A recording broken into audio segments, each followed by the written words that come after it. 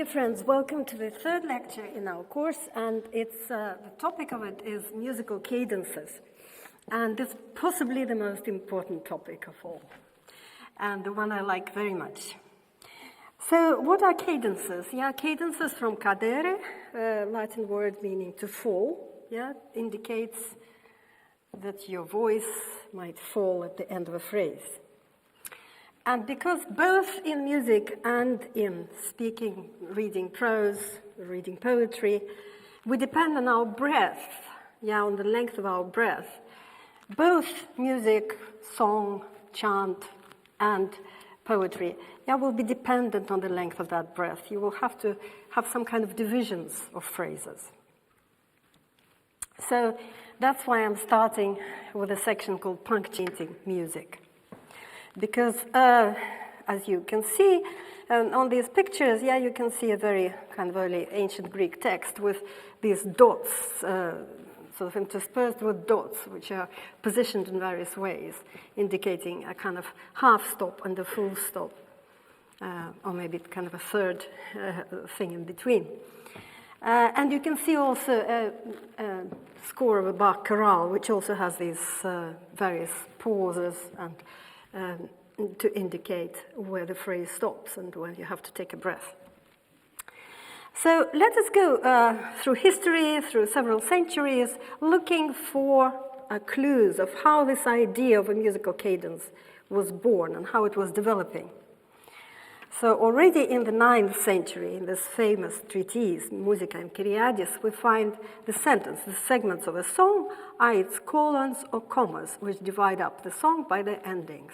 So here the words colon and comma don't actually mean the punctuation marks. They mean the sections themselves. John of Affligem, the theorist circa 1100, connects that. Connects those punctuation marks with a particular melodic patterns. It's all still happening just with one melody. When a melody rests in a suspended manner, a fourth or a fifth from the home note, it's a colon. When the melody is led back to the home note in the middle of the phrase, it's a comma. When it arrives on the home note at the end of the phrase, it's a period. So he has these different distinctions. The word itself, cadentia, comes into use by some people starting from the 14th century, Jacobus of Liège, who used the word for the first time referring to the progression of an imperfect consonant to a perfect consonant. So, like this, for example. So that would be the musical cadence around his time, say with two voices. Now, if we go a few centuries further, another German theorist, Nicholas Wollich, he actually gives you a parallel between different melodic patterns and punctuation marks. So he has a virgula, he has a comma, he has a colon, he has even an interrogativum, so the interrogative mark, and gives you various melodic patterns which are supposed to kind of correspond to these types of punctuation. And another German theorist, which was called Andreas Ornithoparcus, this very fancy name, at the beginning of the 16th century, talks about closing formulas. And what is important about his theorizing is that he talks about 3 stages of every formula. And he calls them, going backwards from the end, an ultima, a penultima, and an antepenultima. And that is a very important point for what I'm going to tell you next, because almost every musical cadence that we're going to discuss will have these 3 phases. So, even though these people might not have been necessarily connected with each other by a straight line, it's a kind of dotted line, they might not have known about each other. What we find out from this bit of history are several things, so that the endings of phrases matter, so that's one thing. The second thing is that these endings tend towards certain formulas that allow them to be recognized, and by this we kind of get a bit of help, with the music. We grasp these rhymes, we grasp these formulas, we can follow the music better. These patterns can imply either imperfect or perfect closure. Yeah, so a comma or a full stop, a middle of a phrase or end of a phrase. And what's important, because they are formulas, they create expectations that can be either realized or thwarted. Yeah, so you can play with it, because you know where we're supposed to end up. So if you change that formula, yeah, you get a bit of a thrill, a bit of a frisson from the change. So if we know what the goal of the phrase is supposed to be, yes, if we know where we're going to arrive, then the whole phrase, or maybe the whole piece, becomes a journey. And that's why very often in Western music we use these metaphors, yeah, of departure and arrival, which are very apt. Okay, now, finally, I thought, what can I show you that you would all imagine a cadence, a perfect cadence in your mind, even people who don't have any music education. And I decided to use the Happy Birthday tune, yes, which ends with a cadence. So this is a tune which originally was actually called Good Morning to All. It was a kindergarten song written by two sisters, and then it was turned into Happy Birthday. But what you should all remember is that after you have the name of your birthday friend, yeah, so then you have this ending.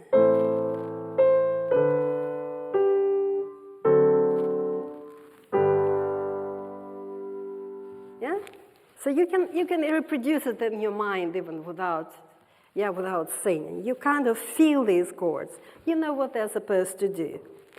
So let's kind of analyze it, starting from the final chord. The final chord is our ultima, yeah, so our last bit. So that's, of course, a tonic, and that's a tonic triad. And we know that from lecture 1. If you haven't seen lecture 1, you should go back to lecture 1, yeah, and look at that.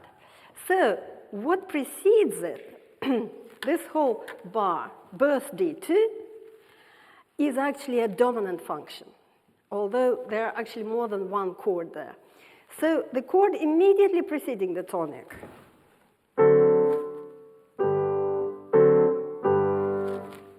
those of you who attended lecture 2, yeah, should know that it's a dominant 7th resolving into the tonic. Yeah, so that is a very important chord that we discussed for the whole lecture. But what happens before it, and I also count it as part of this penultima, it's a kind of decoration of the dominant. Yeah, so we still have the same bass.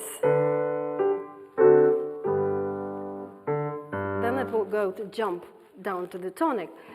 But the notes of this chord actually belong to the tonic triad. They are the same notes.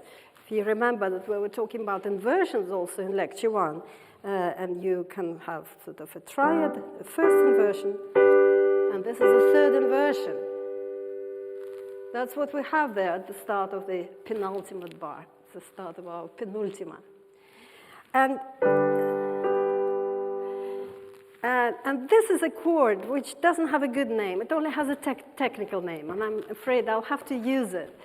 And I'm going to call it the cadential 6/4, yeah, because it actually defines a cadence. We're going to go back to it many times. So although the notes that it consists of are belonging to the tonic chord, it actually is not in the tonic function because it doesn't sound stable. It wants you to continue.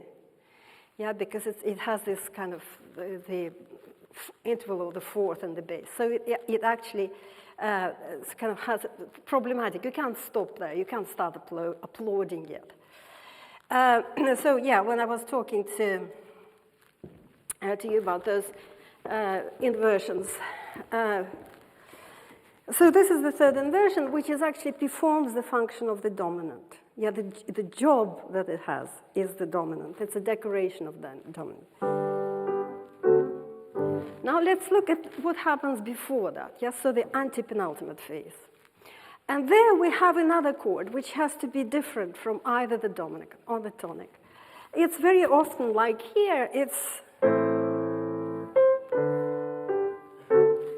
it's different, yeah? So it's chord 2, yeah? So chord on the second note of the scale, in this case.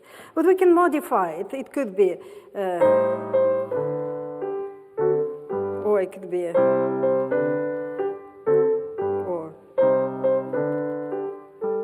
All of these are working, yeah? So there's a whole group of kind of predominant chords that we can use.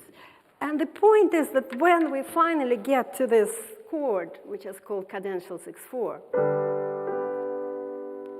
we have a sense of, oh, well, we are nearly home. We have a sense of arrival. You will see how that will play out in music, in various extracts that I'm going to give you. Yeah, so this is, I've filled that in, yeah? So cadential 6/4, it's a 6/4 because of the intervals that it uses, yeah? And the dominant seventh and the tonic. So this is our 3 phases. I really like this idea of 3 phases. It explains a lot. Okay. So now for the next section, when we're going to talk about various cadences and cadences, I'm going to invite on the stage our pianist today, Alexander Karpiev, who is going to illustrate a little bit for me and also play at the end. Thank you.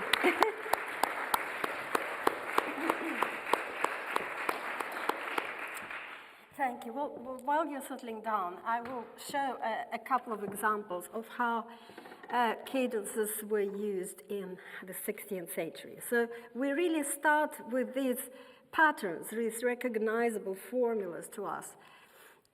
They start appearing around the end of the 16th century. And I'm going to play this chorale by Lucas Osiander, a kind of Lutheran composer and scholar.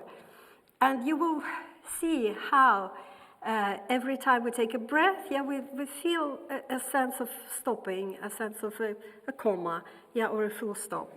And then we continue with the next phrase, and so on.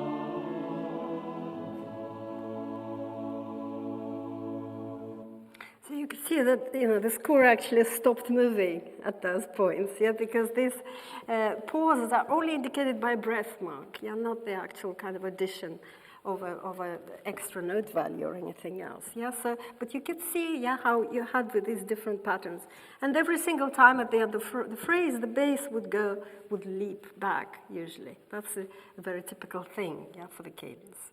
Another example, slightly later, from Monteverdi's opera L'Orfeo, which is this chorus very close to the end, and very different type of music, but the principle is again the same.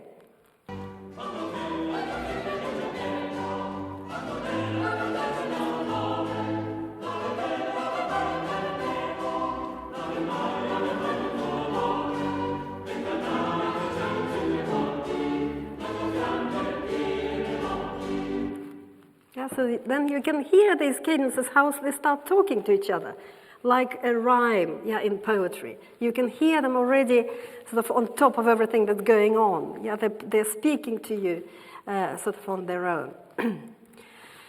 Now, I will ask Alex to play this lovely, lovely bit of Mozart. Yeah, so let's just play that extract first.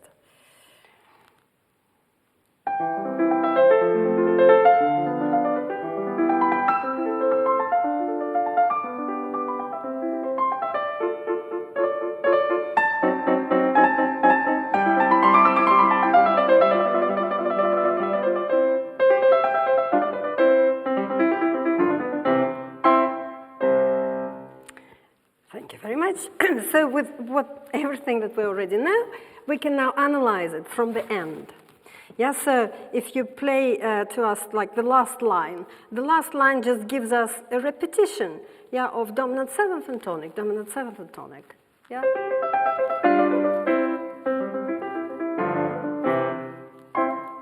Yeah, great. So that is just a kind of post-cadential, yeah, extension. We're just extending the music. We wanted to have a bit more affirmation at the end. Now let's look at the bar before that, yeah, with the trill. If you could play us that.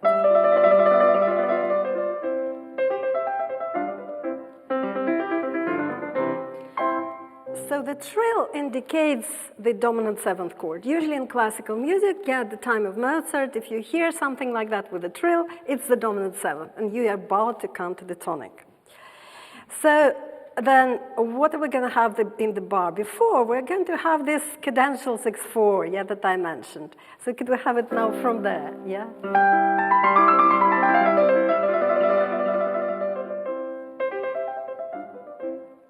Great. Yeah, so now the only thing to kind of get into your head is what happens in the predominant section. So where you have this kind of crescendo thing. So first you will hear a kind of chord which is a kind of chord 2, and then it will get tenser, yeah, in the next one. Now that chord is called a diminished chord, and we're going to talk about it next time. Very important chord. So it gets very tense, and then the moment it gets tense, then it gets a resolution, a kind of resolution in the next bar. Yeah, when you get to the cadential 6/4, you feel, oh, okay, that's already better. Yeah, we're arriving somewhere. Yeah, so if we can have, yeah, from there.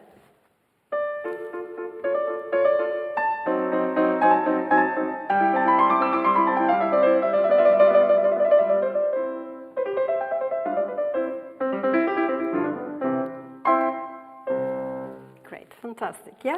Can you follow this? Yeah? Great. So, so this is what the kind of thing that happens in the classical music with Mozart, and I have a very nice quote here from Mozart about the kind of thing that happens with where inside of the cadence you start improvising something. Yes, so basically the situation is that I think he went to the city which wasn't his own, yeah, and he comes in through the church service, he does the church service on the organ. And at some point, yeah, he says, I entered during the Kyrie and played the end of it. After the priest has intoned the Gloria, I played a cadenza. So what is a cadenza then? Yeah, it's the same word. We said, yeah, cadence, cadenza, the same word. But cadenza started to mean this improvised passage, yeah, inside a cadence, which is like a bracketed clause. It's a kind of, deviation. It's a kind of digression. You suddenly go, yeah, on a journey somewhere, and you improvise a little bit, and then you come back and finish your cadence. Yeah, so that becomes a very typical practice, and you find it in concertos, you find it in Italian opera, you find it even in church music, as here. So, he says, I played a cadenza, and because it was so different from the cadenzas that were common here, everyone turned around, especially Ignaz Holzbauer. So you can see him turning his head, what is going on? Yeah, that just tells you how people were attuned, yeah, to these little things. Yeah, so at least they were attuned to the chords, how the chords moved. And if Mozart did something that they, weren't used to, for example, in Mannheim or in Salzburg, they would turn their head, oh, what is he doing? Right, so that tells you how important it is. And this is why it's worth, yeah, looking at this in detail. So talking about concertos and cadenzas, so Mozart usually improvised his cadenzas. Yeah, he had no problem with that. Sometimes he would write them out, for example, for his students. But in most concertos, they are not written out. So what you have is just a cadential 6/4, then dominant seventh, and a tonic.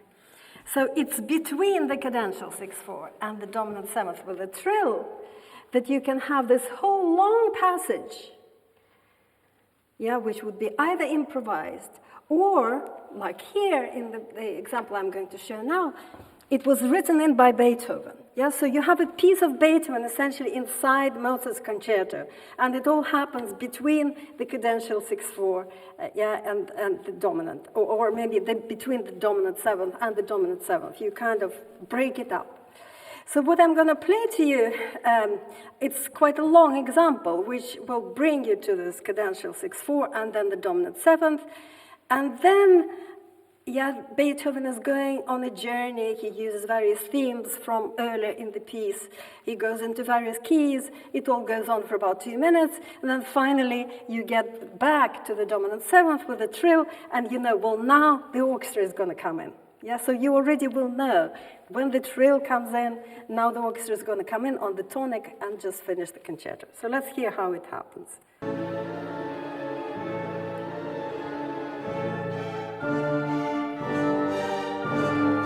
Cadential 6/4, big pause.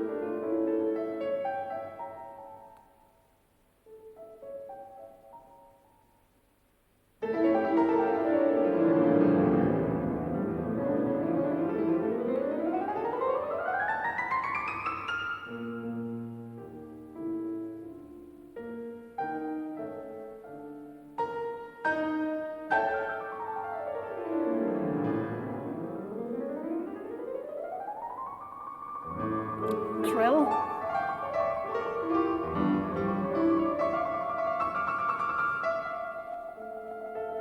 Dominant seventh with a trill. Yeah, so all that was inside our little happy birthday progression, right? All that was fitted in, as I said, as a digression, as a bracketed clause. So let's see how this happens in opera.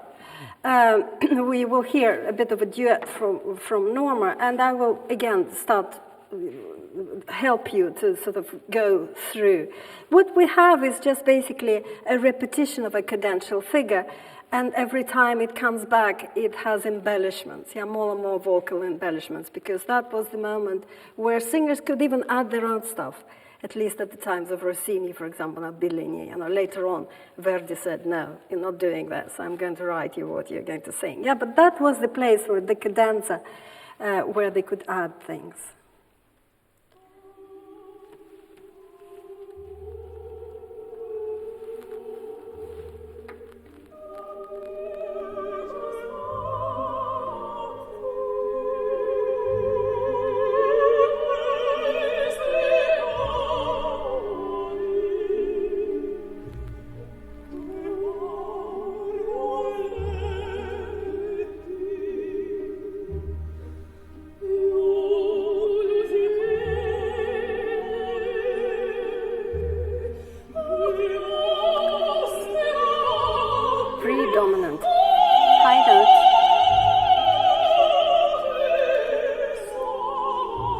cadential 6/4, dominant 7,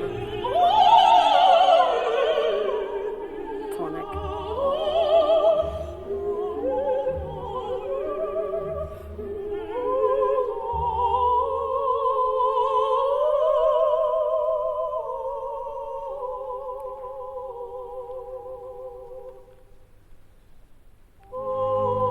Pre-cadential.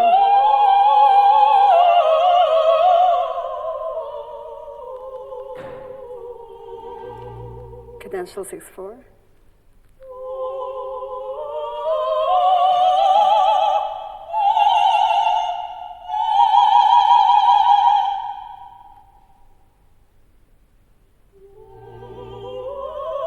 Dominant 7th.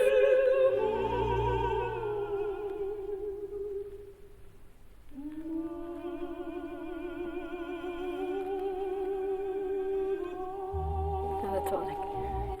Yeah, so we have a lot of suspense, yeah, between these chords. And the further you go into the 19th century, the further they begin, it gets stretched and more stuff can be placed, yeah, into that scheme. Now let's talk about half cadences, yeah. Well, here's a picture of somebody going, yeah, through, combing her hair and stopping halfway, being caught halfway. That's why I thought it would be applicable, yeah, to half cadences. So let's talk about the commas, not about the full stops. And let's have a look, and Alex, if you could play that beginning of the sonata of Haydn.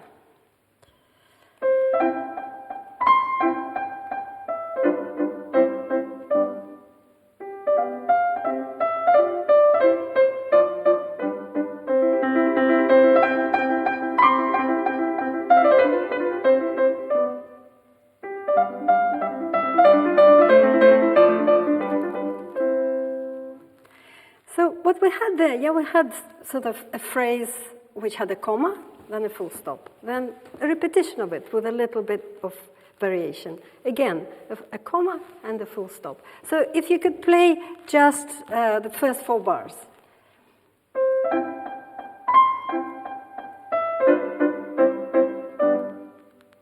So that's a half cadence. We stopped on the dominant triad. It's actually not the dominant 7th. Dominant 7th is a bit too strong for the half cadence. It pulls you a bit too far. Yeah, so it's better to stop on the triad. And then let's play the other half of that sonata.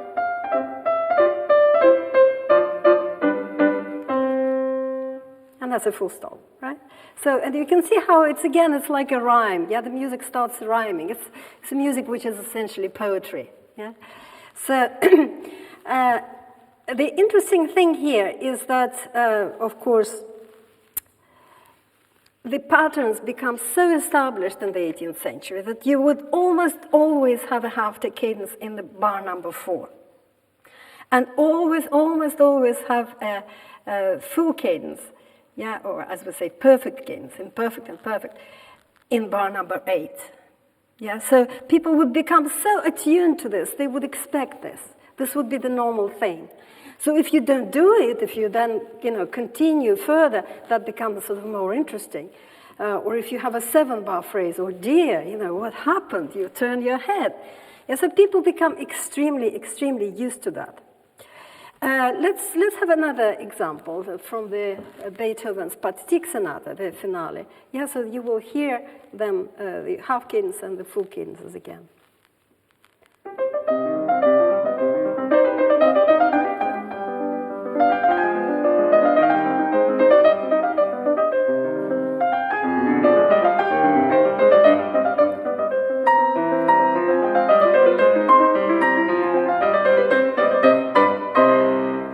What happened here, yeah, you had normal kind of 4-bar phrase with a comma, then a full stop, then again half cadence, and then there was an extension at the end, yeah, where if you could play that bit when it goes to B flat, yeah.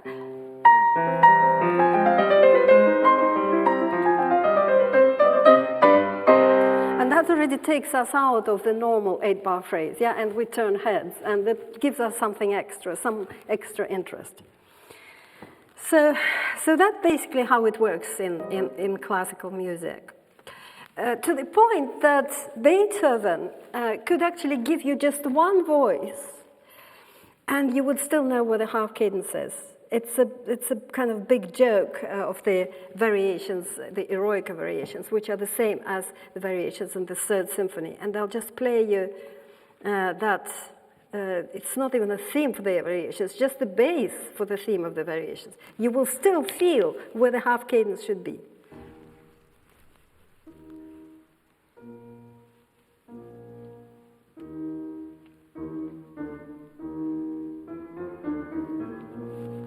Here it is, yeah? So it's actually not 4 here, yeah, but 8, because they're very short. So it can be either 4 or 8. Then the whole thing will be 16. So you will go to this half cadence once, then you will repeat it again. And then the second phrase will be the answering phrase, and that will go to the full stop, and that will be repeated again. So let's hear it again.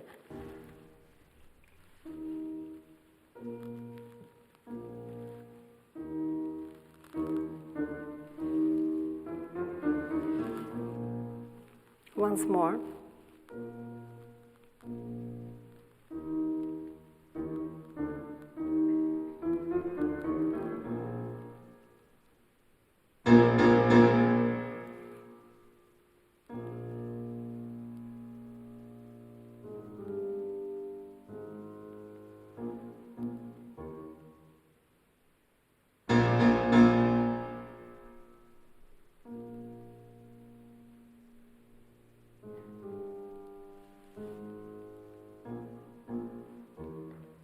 So in the second part, yeah, something strange happened. Yeah, there were empty bars of silence.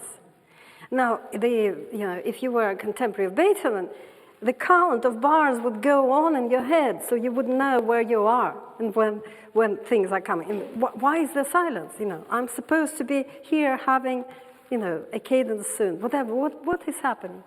Yes, so this kind of play with this, 4 and 8 bars, 8 and 16 bars, is just what classical music is about. It's all about expectations and thwarting them.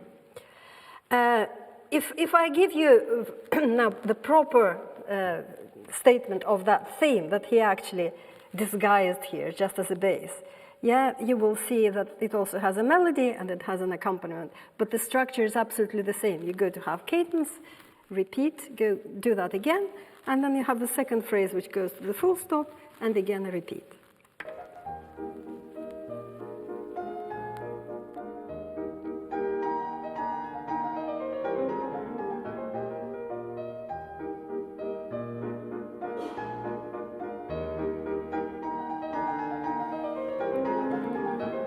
Half cadence. That's the joke. And the final cadence.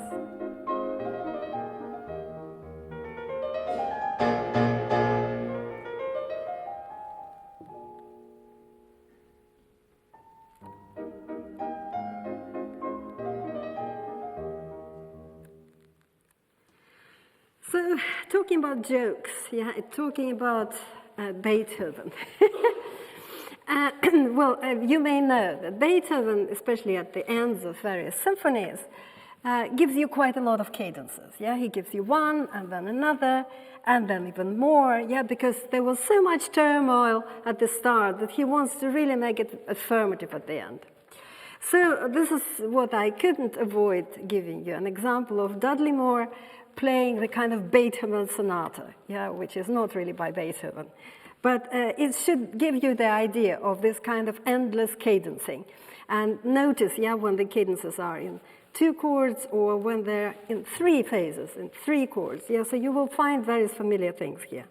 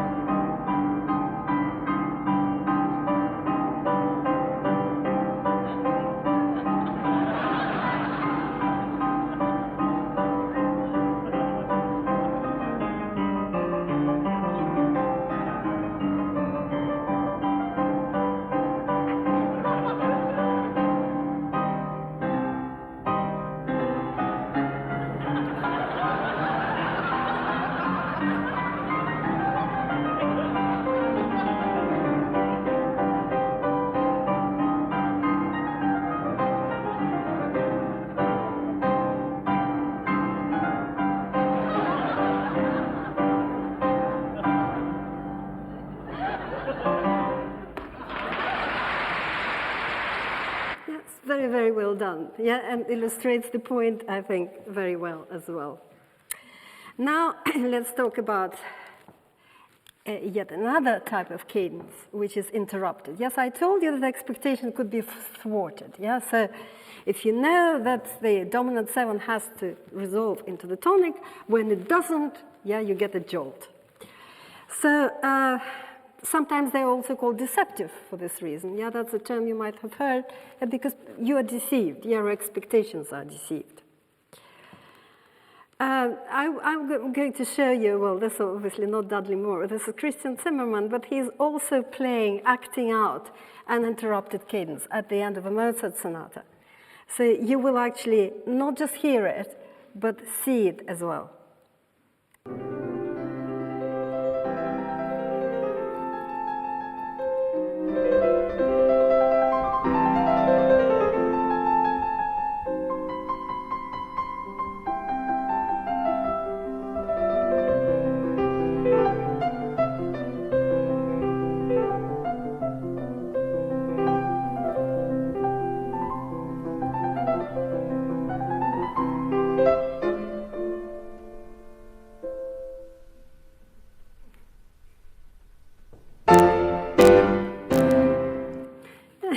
Yeah, so after this interruption, you have to do something really emphatic to bring it back, yeah, into the main key.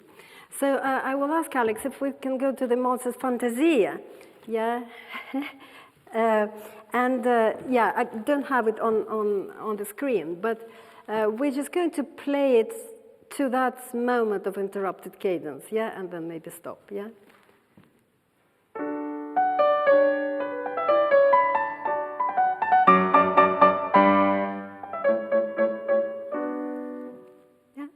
So if it wasn't interrupted, yeah, could you just resolve it there into the tonic? That's what we expected, yeah? So now if you could give us the whole thing, yeah, to the end.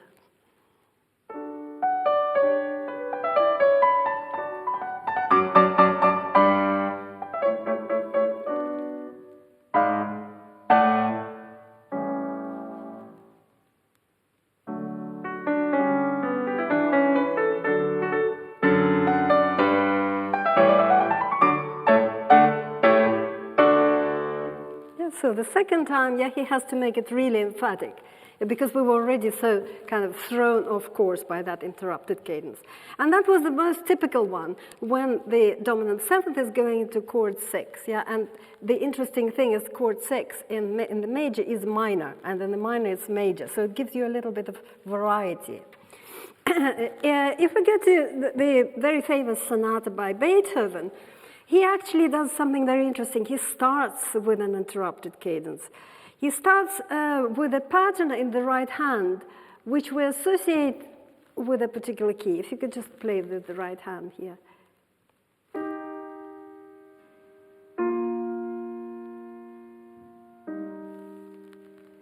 So that's supposed to give us, if you give us the E flat major chord,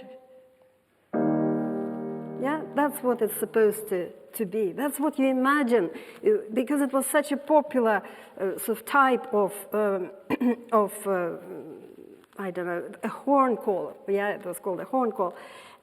You would expect already that chord of E flat major at the end. But what he doesn't give it to you. He gives you instead this interrupted cadence.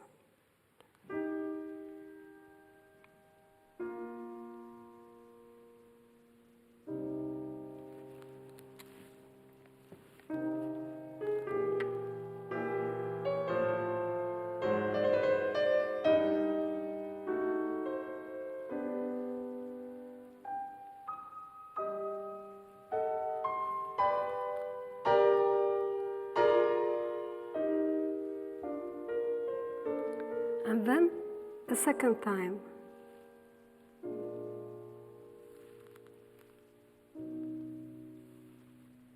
he does something even more beautiful. Yeah, it's interrupted, but in a different way.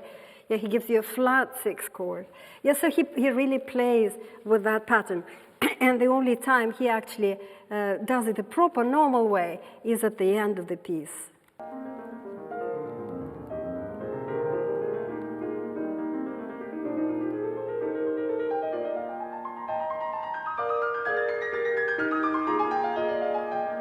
Yeah, so here, yeah, it sounds much more normal.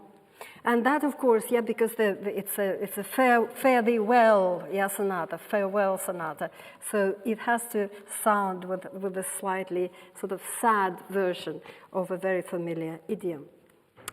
Now we're getting to a much later composer, 20th century composer Prokofiev, who absolutely adored playing with cadences. And this piece that is also very familiar, and you might think, well, it's kind of ordinary, you already know it, but actually it's full of these musical jokes. So the bit that I have in the first circle, if you could just play us sort of up to that moment.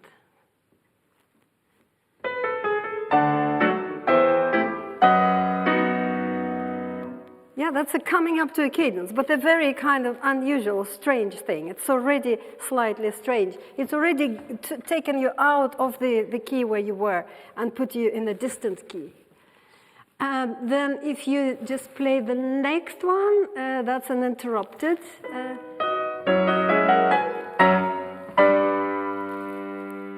Yeah, okay, we interrupted it once more. Yeah, so every time something comes up, yeah, there will be some kind of play, some kind of joke on the interrupted cadence. So that at the very end, if you can see of that passage, you will have a lot of accidentals there. We are actually in a key which is a semitone lower than where we should be. Oh dear, we are completely slipped, right? So if you could play us sort of that bit. Yeah, we're not in the key where we're supposed to be. So we have to save it very, very quickly. Yeah, so that's what Prokofiev does to you. So he teases you all the time. So at this point, I would like Alex to play the whole piece to you. And I'm going to kind of announce him, and you can see his lovely CDs there. And we're going to hear this short piece as a whole.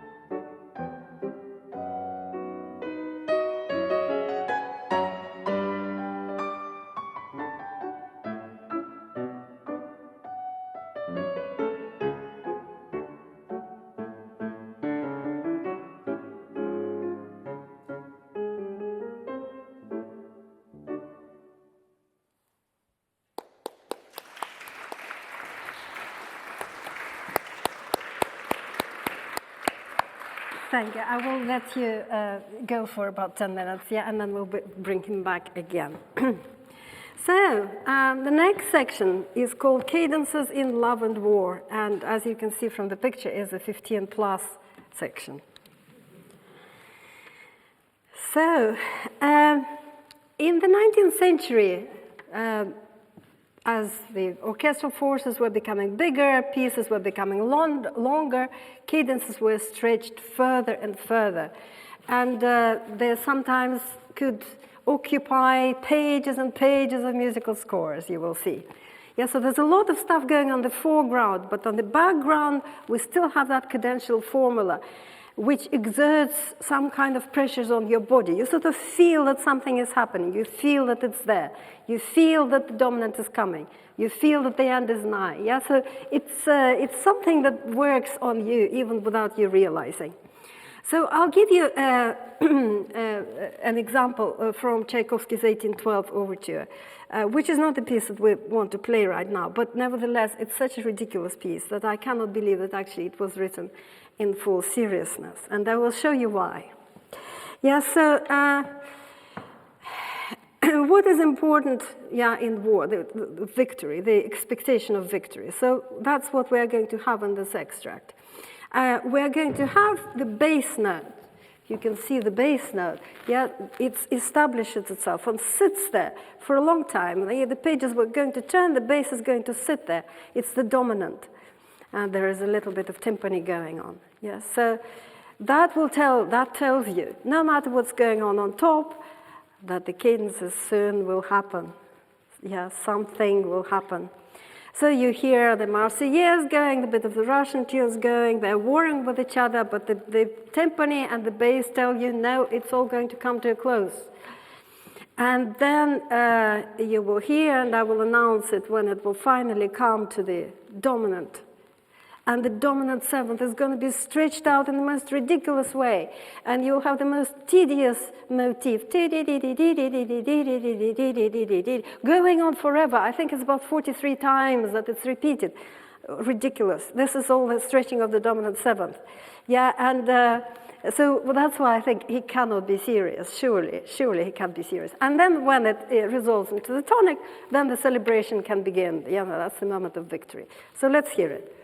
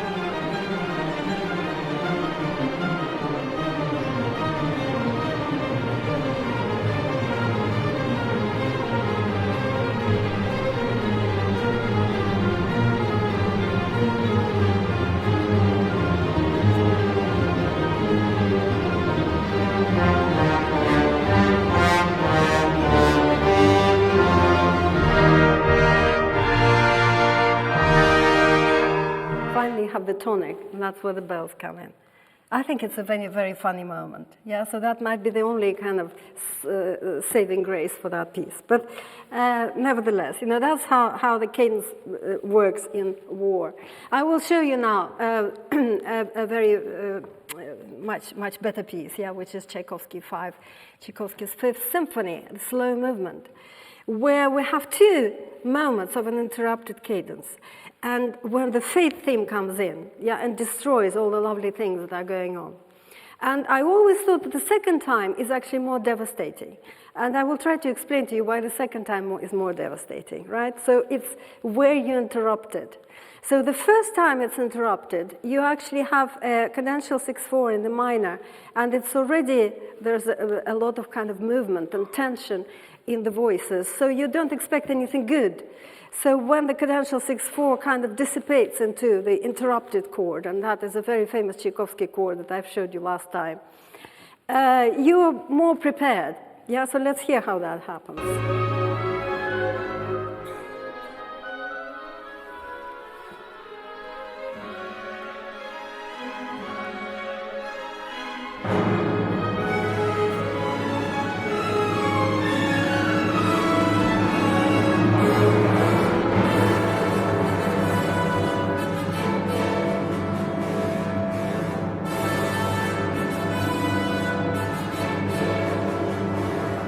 the fifth theme comes in on this interrupting chord. Now the second time, it comes in much later in the cadence, when we're already about to resolve the dominant seventh into the tonic. Yeah, and it's actually sort of lovely, calm music, as if, maybe there was some lovemaking going on and you're about to fall asleep. Yeah, so you're about to resolve into the tonic. And at that moment, when you thought, okay, everything's gone well, and you've heard it going well before because that music already sounded in that movement. And that's when it happens, and it's absolutely terrifying.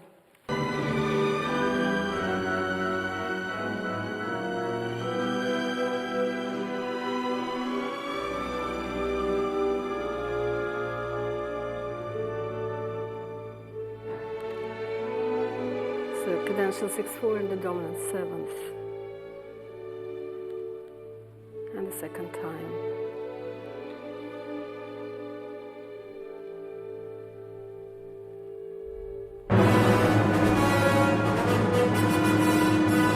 Yeah, that is really devastating. Honestly, listen to the whole piece. Yeah, you will find how no matter how many times you've heard this, and you know it's coming, it is still devastating because it's at that moment of the cadence when you expect the final resolution into the tonic.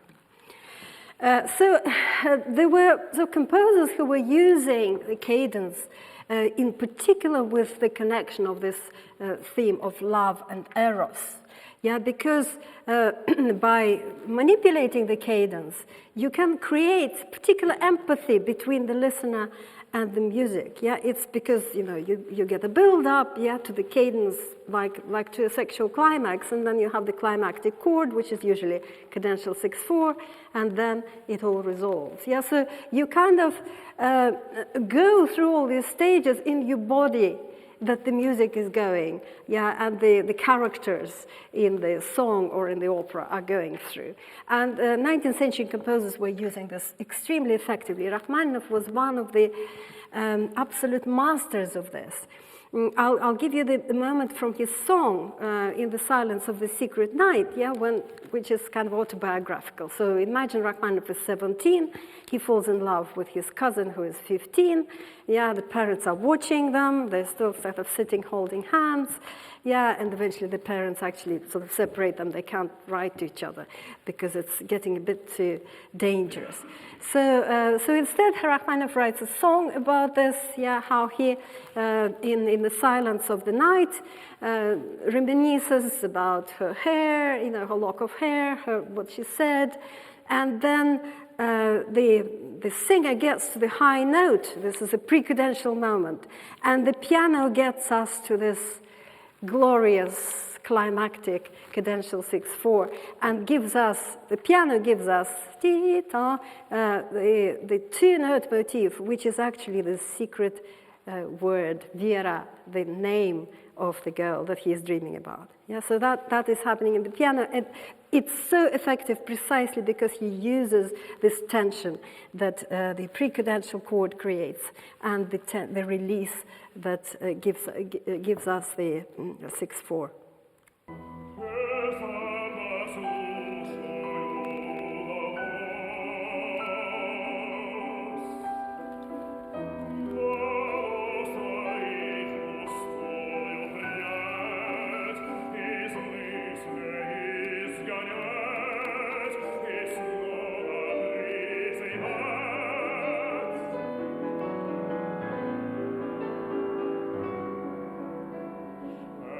So the build-up starts.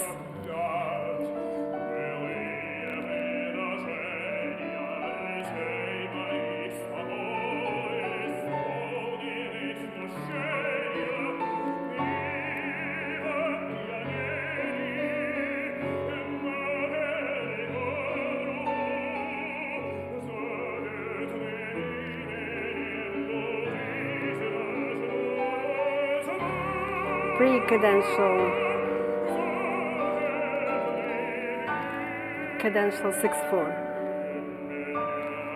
Vera.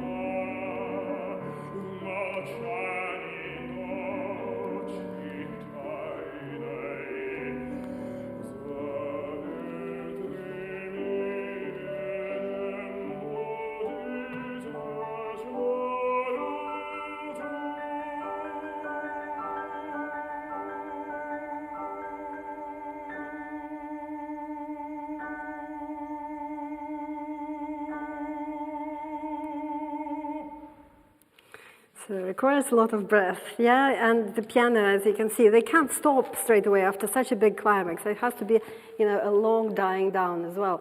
And this is what Rachmaninoff was so good at, and this is why his music, what was used in The Brief Encounter and other films about love, works so well. Yeah, because it actually plays with our kind of bodily sensations of cadences, because they are built into us already. But both Rachmaninoff and Tchaikovsky did not discover this. The person who discovered this in a major way was Wagner. So essentially, I want to show you the most devastating interrupted climax, interrupted cadence, I should say, yeah, and also interrupted climax, which is from Tristan and Isolde. Now, in Tristan and Isolde, Wagner, we'll talk about it in a couple of lectures, but basically he tries to avoid cadence at every step. So basically he has no proper cadences. He wants to move, every single chord sort of becomes an interruption, and it's a chain of interrupted cadences. And if he didn't have to have an interval when people go for their beer or for their champagne, he would have gone on for 5 hours without cadencing, right? But he has to have ending of acts. But basically in Act 2, this is a love duet, and Tristan and Isolde, they've had the love potion. They're full of desire for each other, and it goes on for an hour, right? So it's really on kind of mythical scale, not even on a human scale. And then they're finally coming to the climax. Now I'll give you the concert performance, because you can see the words here and how it all sort of, there's a big build-up. And you have an alternation in it faster, it gets faster, and you have the alternation between cadential 6/4 and dominant 7th. And that's the moment it's already close, yeah, because it can happen any moment. You're so tense at that point. Yeah, and then the husband comes in. It's a terrible thing.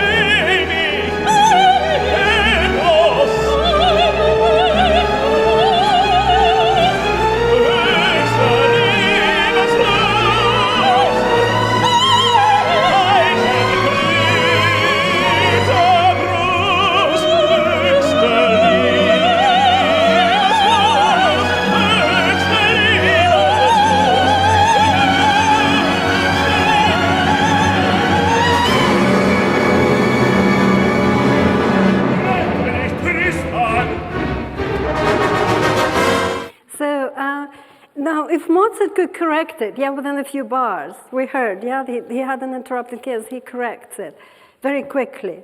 Wagner needs another act, another hour.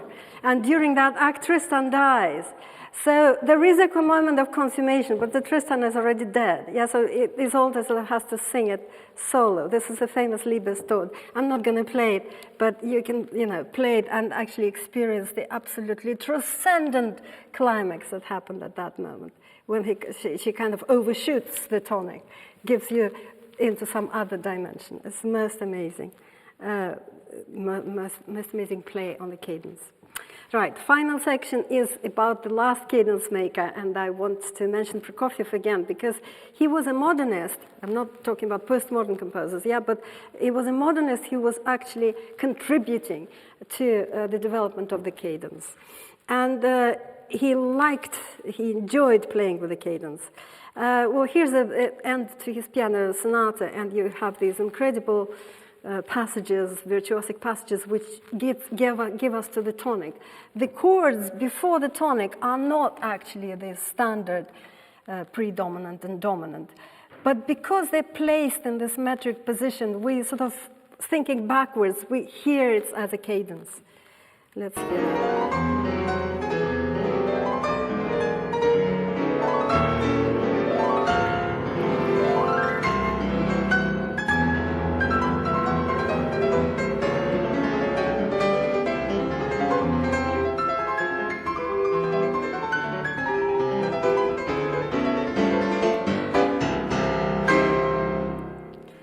the last two chords, yeah, it was basically dominant and tonic with a lots of other notes thrown together. It still sounds like a dominant tonic. This is the kind of thing that he could do. Okay, now for our final and most wonderful section, we are going to have a very special piece performed by Alexander Karpiev. It's Rachmaninoff's first sonata, the first movement. Extremely virtuosic and extremely kind of troubled piece. It's based on Faust. Yeah, so this is Faust with all his questions and all the trials and tribulations. Why I chose this? Because you will hear that at the very start, it begins with a cadence, with a series of cadences. Yeah, so instead of saving them, yeah, for the end, using them kind of syntactically, he already uses them as his main thematic material. It's very typical of Rachmaninoff because of his connection with Russian Orthodox music. So it's one of his favorite things to play with this cadence. So you will hear at the very start this cadence not actually acting as a cadence, but acting as his thematic material. But I also want you to try to pick out the moment. It will be quite sort of well in, almost at the end of the movement when you'll have a huge climax and there will be trills going on. There'll be a lot of kind of trilling. On a major scale. And the trills tell us, that this is the dominant seventh. And you will have a resolution into a major chord. So maybe you won't hear it the first time, but if you listen to the lecture the second time, you will pick it out. Yeah, and that's the main cadence of the movement, because it's kind of a much more large-scale thing with what you have at the start. Yeah, so this is a little introduction, and now let's bring Alexander back. And I hope he's there,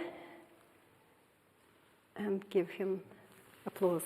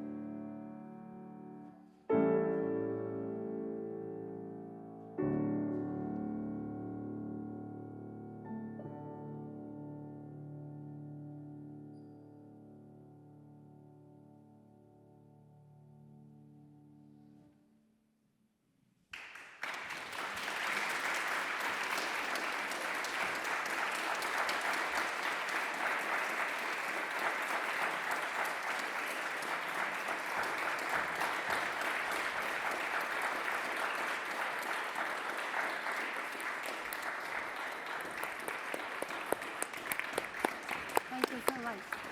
Thank you. Professor Fuller-Walker, thank you for another fascinating lecture, and a very big thank you to you, Alexander, for such a beautiful performance. We hope you can all join us for Marina's next lecture on Thursday the 9th of February, which will be on diminished and augmented chords. Thank you all for joining us this evening. Have a lovely night. Yes, and we're going to have Peter Donohoe back, Yes. by the way, for that lecture. Yes, we will. Yes. Thank you.